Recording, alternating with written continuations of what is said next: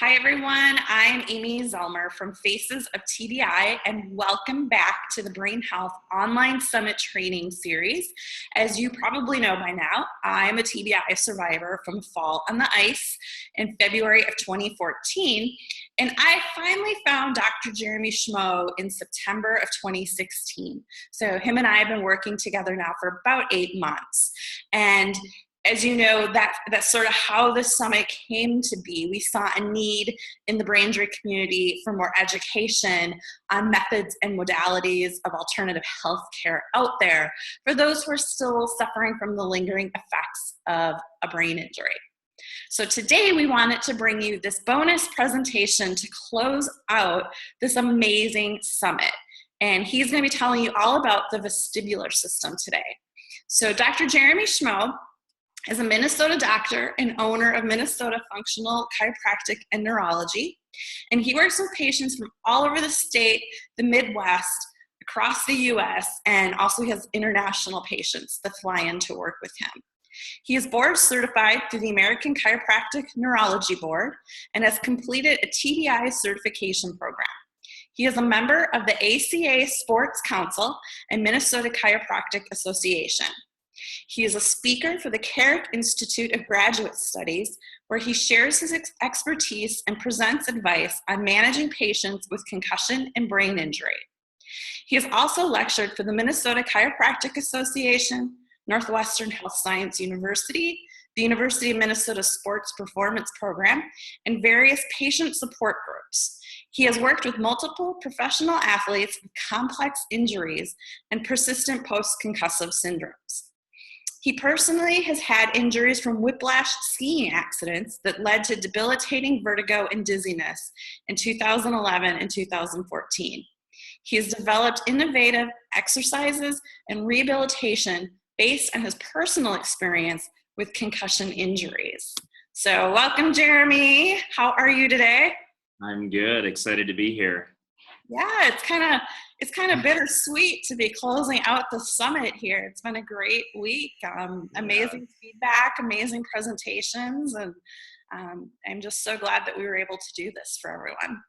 Yeah, it's been a really amazing week, just the feedback that we're getting from everybody from all over the place. So it's extremely exciting and excited to be here. So I guess tonight what we're going to do is we're going to talk about persistent post-concussive dizziness and talk about some of the things that I see in my office every day. And we'll kind of break down your case a little bit too and talk about some of the things that we found with you. But a majority of the patients that come into my office do have vertigo, dizziness, and disequilibrium. So those are really common symptoms that you see following post-concussion. So a majority of the patients we see at my office have these symptoms, and we really try and break it down into 5 different categories of the other symptoms that they have. So headache and migraine, nausea, emotionality, fatigue, and mild cognitive impairment are some of the most common things that we see in our office. So I guess really, what is going on in these patients? So you have a slip and fall, for example, your case, you fell on the ice and whiplash your cervical spine, hit your head into the pavement. And what are the things that can happen with that? Well, you can injure your peripheral vestibular apparatus. Have you heard of the peripheral vestibular system before? Briefly. I've heard. Yeah, so you have a peripheral vestibular system, but you also have a central system, and these systems have to communicate with each other. So when you have an injury, and say if you hit the back of your head, you could actually injure the peripheral vestibular system. A common thing that happens is you can have positional vertigo that develops after whiplash and trauma. So otoconia, or those crystals that are in your inner ear, can get kicked loose and then go into the canals. And then that can lead to dizziness and vertigo, which is really, really common after TBI.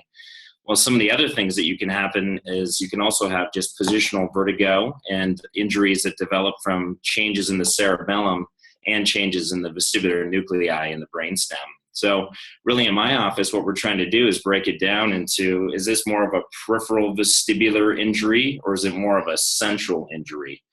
And commonly the patients that present to us have already had all the peripheral vestibular issues ruled out, and there's more of a central consequence. And we got to try and figure out what is going on in that system and come up with exercise to rehabilitate that system, which can be sometimes pretty complex.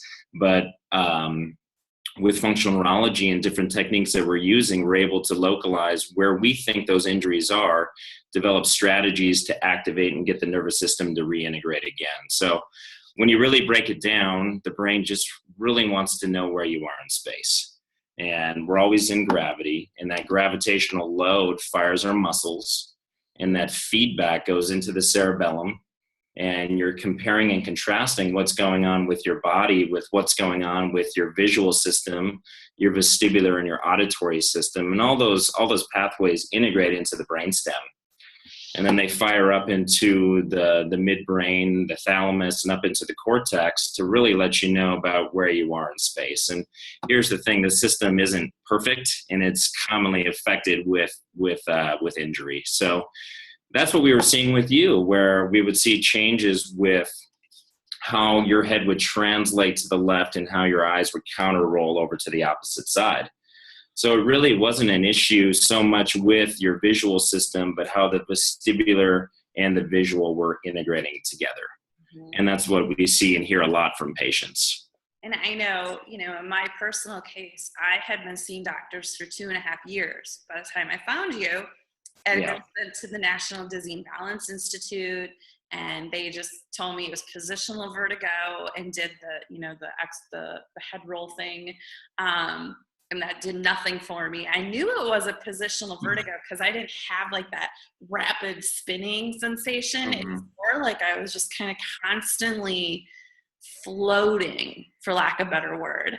And when I would lay down in my bed at night and close my eyes, that's when my eyes would move around. So I knew it was connected to my eyes. And the eye doctor couldn't figure it out. Neuro-ophthalmologist couldn't figure it out. The neurologist thought I was crazy. And that was the first thing you said to me was, yep, it's your eyes. Yeah. Yeah, and commonly what can happen too is when you develop whiplash injury to the cervical spine, you can have cervicogenic dizziness. So we're always trying to figure out, like, what is the main thing that's giving our patient these problems? Is it coming from the cervical spine? Is it peripheral vestibular? Is it central? Is it higher up in the brain? And that's what we do, is try and localize where in the nervous system is the problem and develop strategies to try and reintegrate your nervous system to allow you to know where you are in space again. One of the other things that I want to talk about is just eye movement in general. So really there's different visual reflexes. So these are called visually mediated reflexes. You have gaze holding, you have pursuits, you have saccades, you have optokinetic reflexes, which were definitely affected with your optokinetic response, specifically in the vertical plane. So when you're standing stationary and things were moving in front of you, I mean, that's what would make you feel like you were rocking and rolling on a boat. Or like at a stop sign, just to kind of other people understand, like at a stop sign, if a car crossed in front of me, it would be like, whoa. And then that up and down motion was like scrolling on my computer screen or on my phone would sometimes just send me into like this, like, woo, the world's moving. So these eye stabilization reflexes are extremely important. So you have vestibular ocular reflexes. You also have what's called a cervical ocular reflex. And then you have these optokinetic responses that allow your eyes to be able to stay focused on targets, when you're moving. And one of the things that happens is when you injure your brain, your cervical ocular reflex, the cervical colic reflexes get increased. So people will get tightness in their neck. So people will think that it's purely a cervical spine issue, but really it's coming from the fact that you injured the brain, and now you're not gating some of these reflexes appropriately through different circuits through the cerebellum. And then when your neck gets really tight, guess what happens? Some of the peripheral sensory nerves get activated, and then that leads to referral patterns up into the head, which leads to pain. So really the goal is to try and stabilize all these visual reflexes, improve the vestibular, and then do appropriate manual therapy into the cervical spine. And when you get those systems to integrate, that's when you really see headaches and nausea and some of the cognitive things that we see with people start to improve and get better. Mm-hmm. I know when I came to you, like I said, I was 2.5 years out and I was still suffering from the whiplash pain. I still had a ton Yeah. of neck pain. I didn't have my range of motion back yet. And you actually did ARP on me, the ARP treatment. Yeah. I'll let you explain what that is. But you finally got my neck loosened up. And I think that in combination with what we did with my eyes, I mean, my dizziness went from like a 9 out of 10 to like a 2. Yeah. It was just, I had a quality of life back. Yeah, and it happened very rapidly. I mean, this happened in 1 to 2 weeks that we saw your dizziness start to decrease.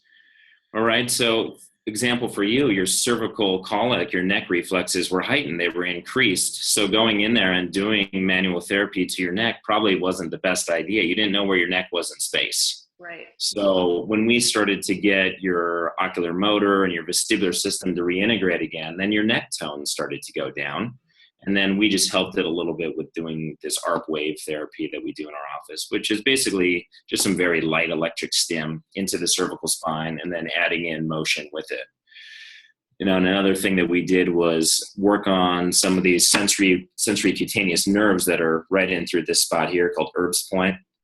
All right, and start to dampen down the neurogenic inflammation in those areas. And then your headache started to decrease as well. Yeah, like everyone watching, like there's a spot right here, and mine's sore right now too. But like if you just feel that right there, you can feel if it's tight, like it just pulls all the way through my shoulder and up into my head. And that triggers a lot of my stuff when that spot gets really rock tight. That's when I trigger a lot of my dizziness comes. It comes back to like a 4 out of 10, not a 9, but it comes back. Yeah, so I mean, you have cervicogenic dizziness, all right, which is really, really common. We see that a lot with patients. So really, let's just kind of break down the basics of the vestibular system. I'm not going to go extremely in depth, but again, you have a peripheral vestibular system. And there's different pathways that allow you to respond to if your body is turning or rotating, or if your body is shifting left and right or shifting up and down. And the system that responds to this right here and this right here also responds to gravitational influences. So it's really important to know where your head is in space. All right. So in our patients after trauma, it's common to see head tilts, rotations, all right, and with a head tilt, you could really dig into that. You know, is it a change in a weakness of an eye muscle? Is it a change in the peripheral vestibular system? Is it a change in the central system? And that's really what we're always trying to figure out. And really, you know, your vestibular system wants to detect head motion and your head orientation in space. So it just wants to know where your head is in space, specifically in relation to your body, which is really important. And then it's important for just the automation of your balance reflexes. So you have to know where your head is, you have to know where your feet are, and if your body gets displaced, you have to fire appropriate responses to be able to move your arms and move your feet so you don't fall over. And another thing that it really likes to do is stabilize your vision, specifically with head motion. And that's something that you might have saw is where you're moving your head, or if you're walking, that things just look like they're moving in front of you, which is called oscillopsia. All right. Did you experience that? A little bit, but definitely like if I moved my head, like I wouldn't have been able to do what I just did. Yeah. even just moving my eyeballs could make me kind of dizzy. But I do know what you mean. Like as you're walking and stuff looks like it's moving in front of you. I did experience a little bit of that. Like if I was walking outdoors. Yeah, and then especially with. It sometimes almost felt like I was in, you know, at the circus or at a fair, you go through those funny houses with the mirrors. Correct, yeah. That's sometimes what I felt like I was walking inside of. Okay. Well, that's not fun. No. But, you know, one of the things that, like they call it the funny house, you know, it's funny. And obviously that's going to lead to fatigue. Mm-hmm. All right. So you're going to have fatigue, you're going to have brain-based fatigue. You're probably going to have nausea. Okay. So those are some of the things that we look at, you know, with our examination. So again, we look at the visual reflexes. It's really important for us to look at your autonomic integration, like heart rate, blood pressure in different positions, lying, seated, standing, which is something that we saw with you where, when you would lie down, that's when your heart rate would increase. You remember that? Yep. All right. A lot of patients that we see is when they go up to a seated and then a standing position, that's when their heart rate will increase. For you, it was opposite. So when you would lie down, then your heart rate would increase. And for me, that just tells me that there's some central cerebellar vestibular issues that were going on there. As when we took you out of gravity and then you were lying down, there was some impaired gating, and then your sympathetic system would elevate and then lead to an increased heart rate. And those are some things that we worked with working you through the tilt table. And I felt like the heart rate stuff, I don't know if I would say it triggered my anxiety, but it like amplified my anxiety. Like, you have this like fluttering heart because your heart rate's high and then you think it's anxiety. Does that make sense? Like, yeah. I noticed my anxiety has greatly diminished since we've taken care of a lot of that. Yeah, so it's extremely important to also have, an interoceptive awareness of your own body, all right, which can get off with head injury. So we'll see people develop this increased representation, or they'll feel their heart pounding, they'll feel their stomach moving, they'll feel their insides tremoring, which is really, really common. All right, so you just know that there's issues going on in an area of the brain called the insular cortex. So the peripheral vestibular system fires right into that area, into the insula.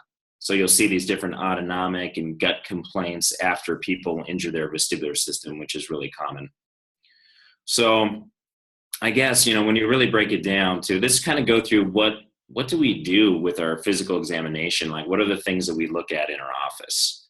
So it's really important for me, if somebody's coming in with dizziness, do you think it's important probably to look in their ear?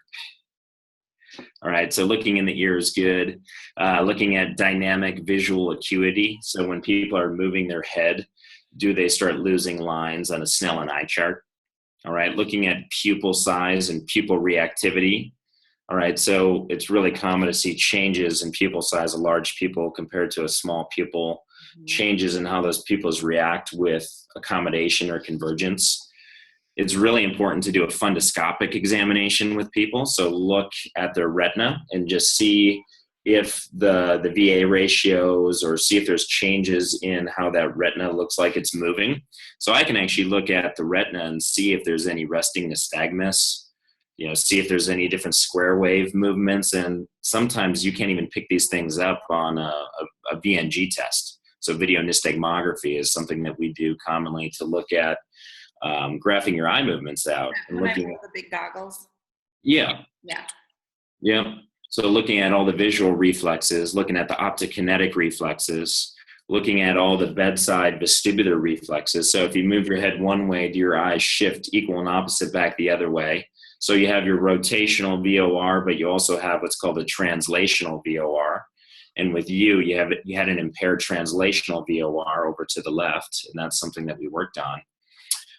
It's important to do positional testing. So put people back in different canal positions to make sure that they don't have positional vertigo, or BPPV, which is really common. So we see that a lot in our office, where people have not been tested for positional vertigo, and it's been months, years sometimes. All right. Looking at doing a cerebellar examination. So doing, finger to nose, rapid alternating motions is really important. And do you remember what we saw with you? I couldn't touch. I usually miss my nose. Yeah, so you had some subtle functional findings on the left, which told me that there, was probably an issue with gating out of your left cerebellum. All right. We really put an emphasis on the autonomic system. So one of the things that we see with people is that they get easily overstimulated with their rehabilitation. So whether that's vision rehab or PT or chiropractic or vestibular rehab, we have to have a good idea of, can the person tolerate what we're trying to do with them? All right, so what are some of the findings that we might see and changes in their autonomics? And that might be, well, you're doing a therapy and their pupils seem to start to really increase, or their heart rate goes up, or they start sweating profusely, or they start to get, more dizziness or nausea. So what we're trying to do is always trying to figure out that specific amount of rehabilitation that they can tolerate, and then not go past that limit. So push them to that limit, but don't let them go past that, to try and build plasticity and try and get their nervous system to integrate again.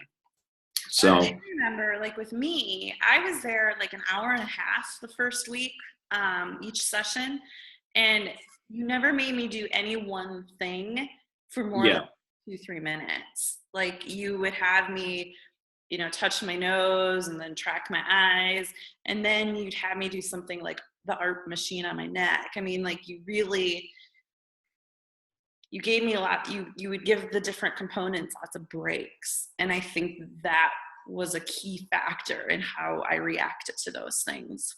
yeah. So, we always say, I mean, the brain's multimodal. It takes in all this different sensory information and wants to integrate it together. So, one of the things that we'll find with people is maybe one person does really, really well with doing some vision rehab. All right, maybe another person doesn't do very well when you just do some vision rehab. And maybe you need to layer on doing some proprioceptive feedback while you're doing a vision exercise or a vestibular exercise. So that's what we're always trying to figure out with people is how do we layer these different types of stimulations on top of each other to not overstimulate or just to reintegrate their brain again. So some person might do really well with doing more body-based exercises with their vestibular rehabilitation compared to just working on doing a gaze stability exercise. All right, so that's one thing that we're really good at in our office is trying to figure out what specifically does that person need without pushing their autonomic system too far. Mm-hmm. And one of the things that we also do in our office is we run blood chemistry on everybody. So we look at labs just to make sure that we're not missing anything. Underlying inflammatory conditions, anemia, magnesium deficiencies, vitamin D deficiencies, because if you're trying to do some sort of rehabilitation and that person is anemic or they're severely inflamed, maybe you might be able to make changes to that person. Maybe their vestibular issue and that issue that we find in terms of their blood chemistry don't matter to each other, but maybe they do. Right. So that's really important for us to take a look at that as well. And sorry, with me, I remember my blood. I'm trying to remember. I remember I had some inflammation. You found inflammation in my blood, and we had me start taking Temuro. Is that what it was called? Yeah, it's just we found an elevated C-reactive protein level, all right, cardiac CRP. So we look at all these inflammatory markers, and for us, they matter. All right, so if we're trying to rehabilitate the brain, we want the brain to be in a state where it's not severely inflamed. So by looking at what's going on with blood chemistry, sometimes that can help us come up with the idea, does this person have these underlying metabolic components which would affect their rehabilitation? Or maybe we don't find anything. Right. And I think what you're trying to say too is, like, if something is off, like a magnesium or vitamin D deficiency, you can come at that with a supplement and help relieve that problem. Is that kind of what you're getting at too? You just broke up on me for 1 second. So sorry. I was saying, like, if you do find something like a magnesium or vitamin D deficiency, you can come at that with a supplement. Yes, I mean, improving the diet, improving it with supplementation. One of the things that we commonly see, and we heard about this during our presentation, is the changes that happen in the gut after you injure your brain. Right. So we think about that. And then Dr. Sam Yannick went into, microglial cell activation in the brain and how some of these people are non-responders to neurological rehabilitation, and they have this microglial response that keeps going and going and leads to more and more inflammation and changes in their immune system and tipping on different sides and kicking into inflammatory pathways. So, we do take that into account in our office, especially if we see people that are non-responders to, different manual therapy, physical therapy, acupuncture, massage, all the different types of neurological stimulations, and they're not making improvements, there might be something that's being missed. Mm-hmm. All right. One of the things I want to talk about, which is actually really common that we see in our office after a concussion, is, sometimes systems aren't under functioning. Sometimes systems are over functioning. Oh, like heightened or hyper? heightened reflexes, heightened startle Oh, response, yes. I heightened, had that. heightened optokinetic responses. So people can have an abnormally increased optokinetic response. So their visual system and their vestibular system is overactive with motion in front of them. And sometimes people can feel like they're on a boat. So if they're running or they're moving or they have to deal with motion, this can lead to them feeling like they're being overstimulated and then feel like they might get a rocking sensation, that's something really, really common that we see in our office post-concussion. And that's something that you saw. Yeah. I always just felt, because, when I say I had dizziness, a lot of people, there's so many interpretations of the word dizzy. Yeah. And people assumed I was like spinny, but my dizziness was more just like, I kind of stumbled and I always felt, like you said, like when you get off a boat after being on it for a day, you have that just kind of that constant moving. And when I put my shoes on at the door every morning, I'd have to hold on to the wall. Otherwise I would like tip over. Yes, I mean, we just call that non-vertiginous dizziness. People have basically postural vertigo. So what's going on is they don't feel like they're spinning or they're rotating. They might feel like they get this sensation when stuff is moving around them or moving in front of them rapidly, or they have an impaired motion tolerance. And that's something that we commonly see after concussion in our office. I remember telling you often too that I felt crooked, that I felt like I was like leaning like this. I remember that happening a lot too. Yes, I mean your body. That's cool. It's gone. Your body is going to respond to where it perceives it to be in space. So if you have changes in, say, this position here, you might see somebody rotated in space. If you see somebody with changes in the way that their eyes move this way or their vestibular system takes in information this way, you might see like a head tilt or some sort of lateral flexion in the body. If people have changes in the way that their brain perceives their head to be moving this way, they might feel like they're falling forward or falling backwards. So those are just, we call that changes in either yaw, pitch, or roll. And really the vestibular system it's gated by the cerebellum. All right, which is commonly affected after a concussion. So again, when you really, really break it down, there's gravitational feedback that's loading your muscles. You can injure your muscles. You could injure your cervical spine. You could injure the upper cervical areas, which have a lot of mechanoreceptors, which are giving feedback into the cerebellum and then talking with what's going on centrally in the vestibular system, the vestibular nuclei, which can lead to an impaired idea about where your head is in space, which can lead to all sorts of postural changes in the body. All right, and with our examination, that's what we're trying to figure out. We're trying to figure out what systems are affected here.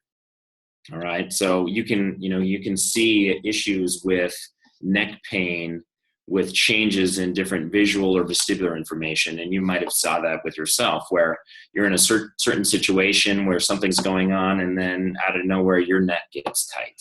Yes. And you're like, why in the heck did my neck just get tight? I'm not doing anything different. Something was just moving around me. I went to the grocery store, I was driving, and then my neck got tight. Yep, all the time. All the time. All right, so those are some of the things that we can help with therapies that we do. What about when someone comes to you and they have other physical injuries, like, if they've been in an auto accident, they might have broken bones or other, major physical problems going on. How does that affect what you do, if at all? Yeah, I mean, I would say a majority of the patients that we do see do have physical trauma and injury, whether it's from auto or, whiplash, slip and falls. I have so many crazy stories about the things that have happened to people. I can only imagine. Yeah. I have ceiling fans. I have snowmobiles landing on people's heads. Like, it's just every day there's something different. I even had a guy that was chasing after a goose, and then he fell and then had a tree like hit him right into the neck.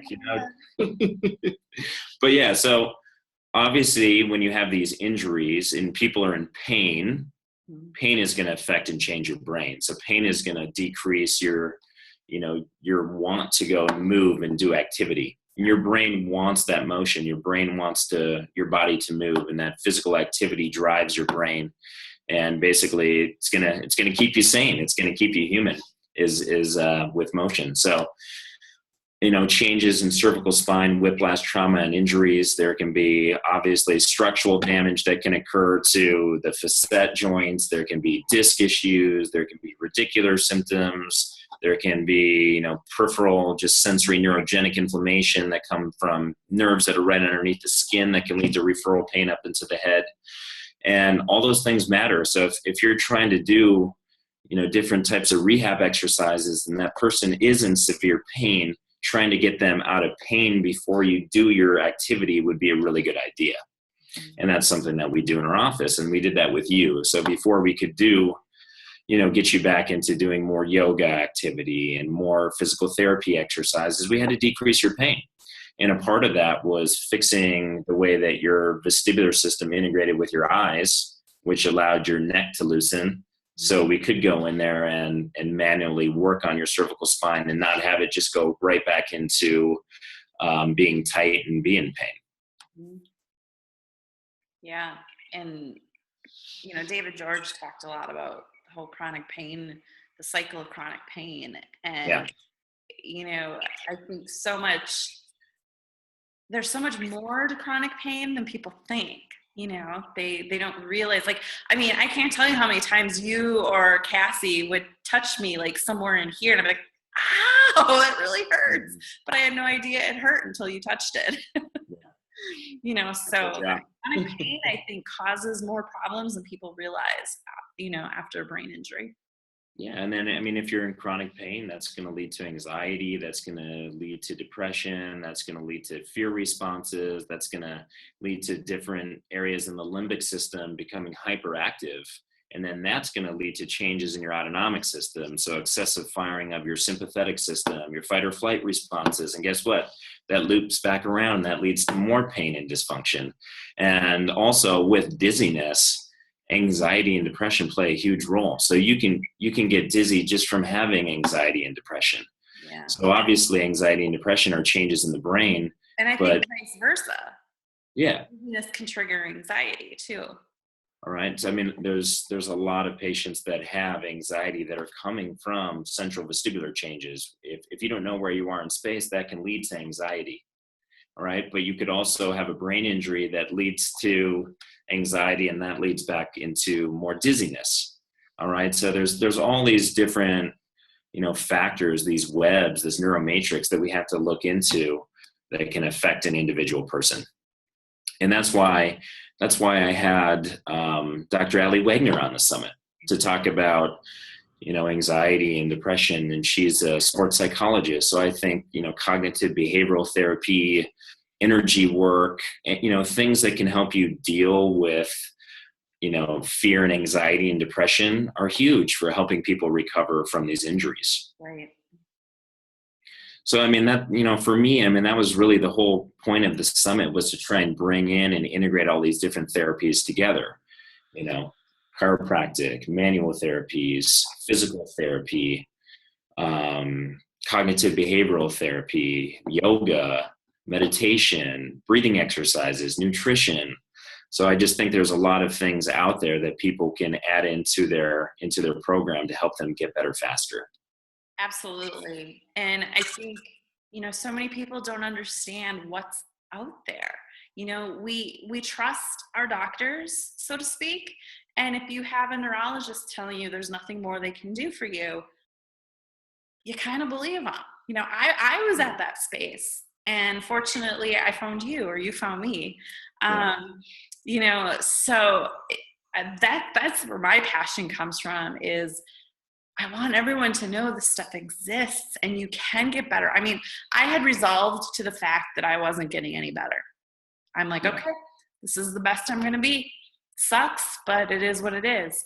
And after working with you just 2 weeks, I drastically changed my life. I mean, I went from not being able to do anything for more than like an hour or two a day to being able to get like 5 to 6 hours out of my day. Yeah. And that's, that was also my other idea with the summit is, I mean, there's really highly trained professionals that have more advanced training in different techniques. So say, for example, you have chiropractors, but then you have some chiropractors that have done more advanced training in traumatic brain injury. You have physical therapists, but then you also have neuro PTs. All right. You have optometrists, but then you have neuro optometrists that are more advanced in terms of their work with traumatic brain injury. All right. So I just think, by bringing all of this work together and combining it with sports psychology and cognitive work and all the other things that we listed, I mean, that's what people need. Mm-hmm. And just a feeling of knowing that they're not crazy. The balance and dizziness is real, and the anxiety is real. And like you even just talked about the stiff neck, like, yeah. I mean, you're so right. Like you just be sitting there watching, like even just watching a television show, and my neck would get tight, and it's like, am I sitting wrong? Like, what am I doing? And in reality, it's that eye movement stuff and the anxiety. So it's just so, concussions are just so intense and what they can affect. It's, some of the things just blow my mind because, I've had 3 concussions, and after my one in 2011, that's when I started getting just a lot of vertigo and dizziness. And I actually lost about 50, 60 pounds from just feeling so nauseous all the time. And I saw the changes that occurred in my gut function. And then next thing you know, severe anxiety, feeling like my insides were tremoring and shaking. Dizziness with visual information moving in front of me, headaches, right? So these things, they just derail people's lives. And I just think there's so many different therapies out there that people can do, and you're not just, stuck the way that you are. There's things that you can do to help, to help make improvements, to get yourself more functional.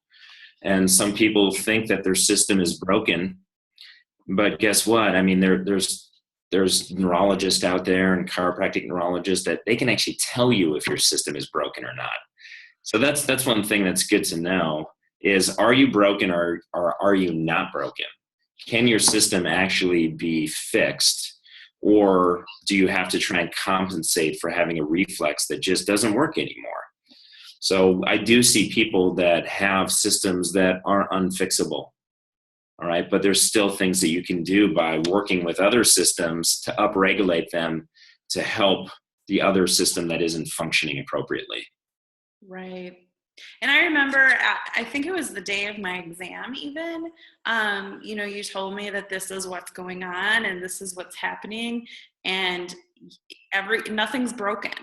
I remember you telling me that. You said nothing's broken. This is all, we can fix this stuff. And that was super reassuring. Yeah. And that's what's cool about this examination is being able to see if the systems are broken or if they're not broken, because then well, how much energy do I really want to put into trying to get better, I guess. Am I just going to keep doing these exercises that people told me to do? Am I going to keep doing these the rest of my life? Like, what's the plan? What's the out? Where are we going? What's the actual issue? So that's why I get so excited about all this work. And I think one of the questions that I was asked several times during the summit, and I think you just kind of segued into that without trying, was I got asked a lot, like, so does this stuff stick? Like, once you get the dizziness under control, like, do you just have to keep doing this stuff forever, or does it like stick? And I mean, in my case, it's definitely stuck. I've had a couple things that have triggered it.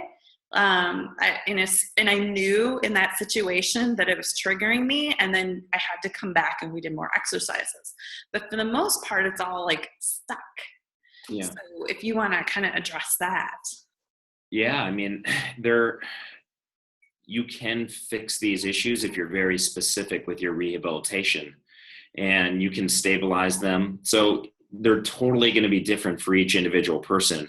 Me, for example, I have flare-ups all the time. So I'll have things happen out of nowhere. And I kind of know what my triggers are. And then I know what to do to help stabilize myself. And I know what things are going to make me better. I know what things are going to make me worse. It's nice to know that.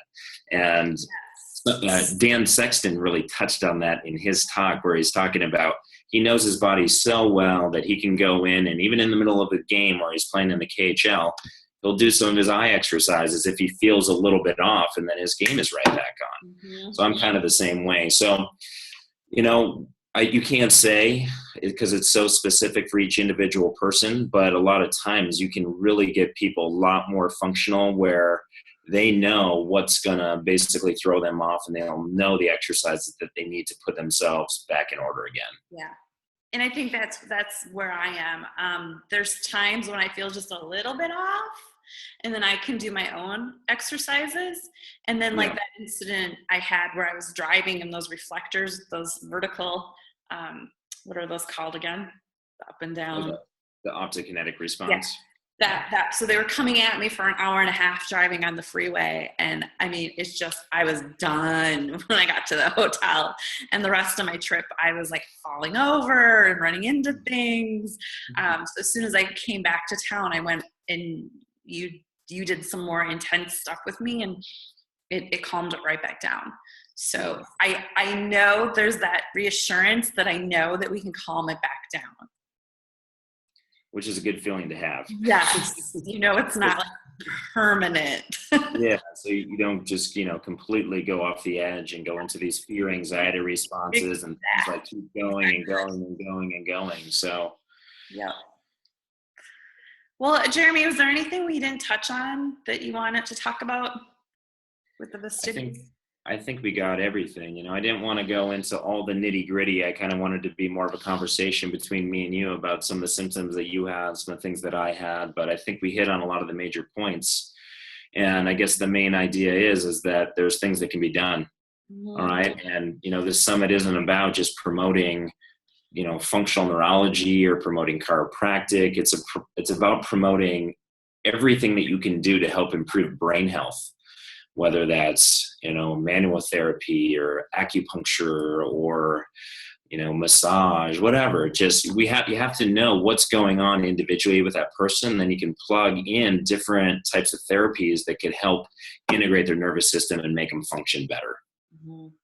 That, and I think from my perspective, is if your doctor isn't helping you, if he or she isn't listening to you, if they're telling you, no, that we can't help you, there are doctors out there who will listen to you. And like Jeremy touched on this before, like you might have a system that is broken, but they can help you like get those coping skills or get some other mechanisms working better to compensate for that. So I just don't want anyone to give up hope. I don't want anyone to ever stop looking for a doctor that can help them, because as I found, they're out there. So yeah. Awesome. I think that's good. Yeah, thank you. And the summit has just been, it just was out of the park. It was awesome. Such amazing feedback. Thank you, Jeremy. This is a huge joint effort to bring this to you guys, and it's just been phenomenal. And if people, in the future want other presenters, other speakers, just let us know, and we'll try and get those people for the next summit that we do. Yep. So. All right. Well, thank you, everyone. Yeah. Thank you for being a part of the summit. Remember, you're not alone in brain injury. And if you missed any of the recordings, you can purchase all of them for $29. You get all 22 speakers' presentations. You have access to those virtually forever. You have the video and the MP3 options. So the proceeds from that are going to the Brain Injury Association of America. And if you have any questions for any of our presenters, please feel free to reach out to them. They've definitely enjoyed hearing from you guys. So thank you, everyone, and thank you, Jeremy. Thank you.